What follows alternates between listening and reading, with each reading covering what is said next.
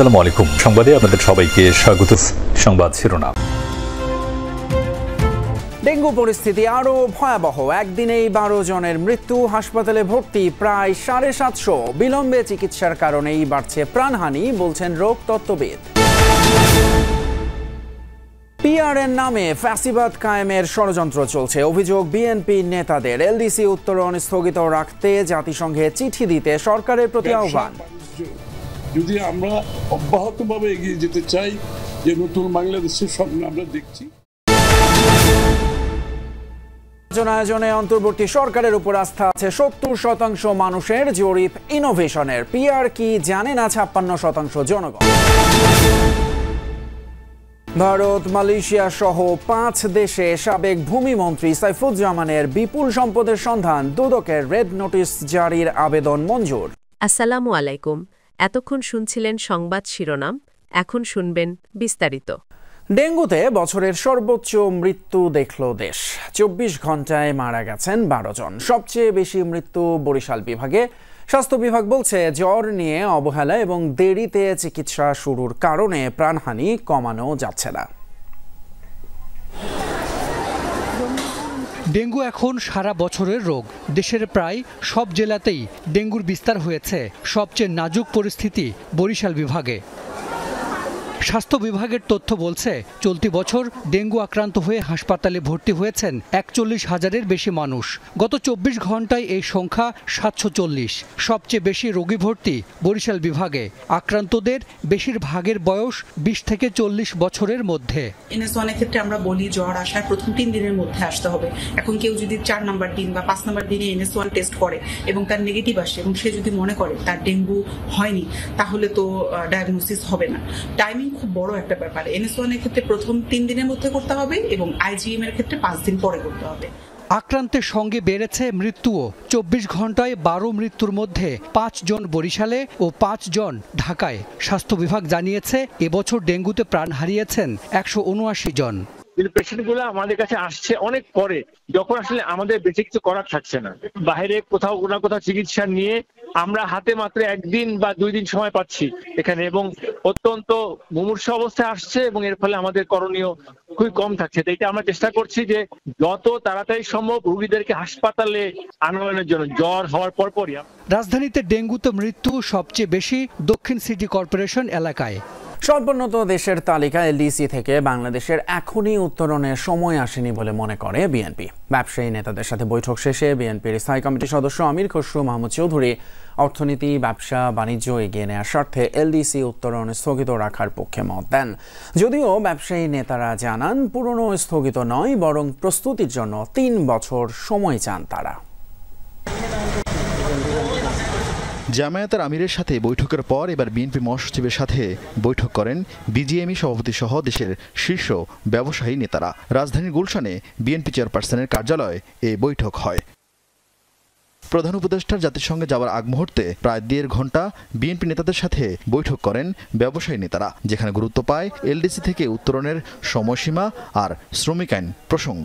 বিনিয়োগ, ব্যবসা বাণিজ্য যদি আমরা অব্যাহতভাবে এগিয়ে যেতে চাই, যে নতুন বাংলাদেশের স্বপ্ন আমরা দেখছি, তাহলে এই মুহূর্তে এলডিসি গ্রাজুয়েশনটা আমাদের স্থগিত রাখার জন্য সবার আমরা আলোচনা করেছি। এই মুহূর্তে স্থগিত রাখার প্রয়োজনীয়তা আছে। গত 8 বছরের নানা প্রক্রিয়া আর একাধিক মূল্যায়ন শেষে 2026 সালের 24 নভেম্বর এলডিসি থেকে বের হবে বাংলাদেশ, এমন সিদ্ধান্ত জাতিসংঘের।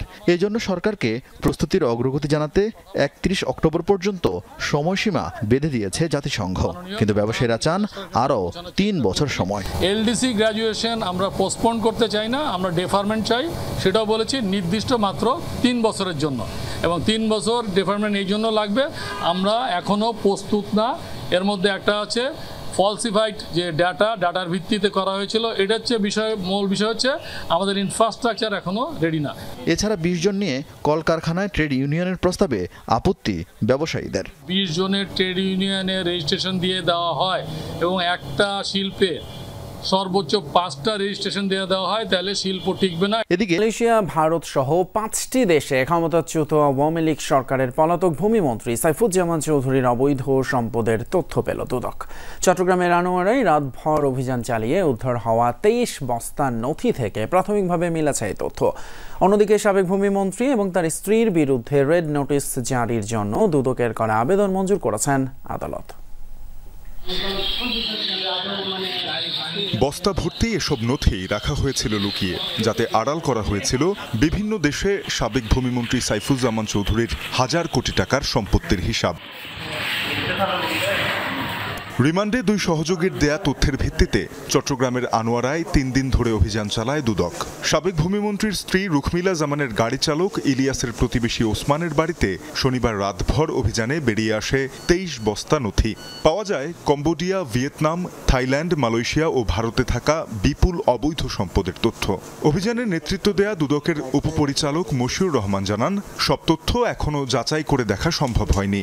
ইন্ডিয়াতে 3টা সম্পদ, মালয়েশিয়ায় 2টা সম্পদ, থাইল্যান্ডে 4-5টা সম্পদ, এরকম অল্প অল্প করে আছে। তার মানে তার শুধুমাত্র যে 4টা দেশে রয়েছে তা না, আরও নতুন করে 4-5টা দেশের সন্ধান আমরা পেয়েছি। তার মানে বিশ্বের বিভিন্ন দেশে তার সম্পদগুলো ছড়ায় ছিটায় আছে।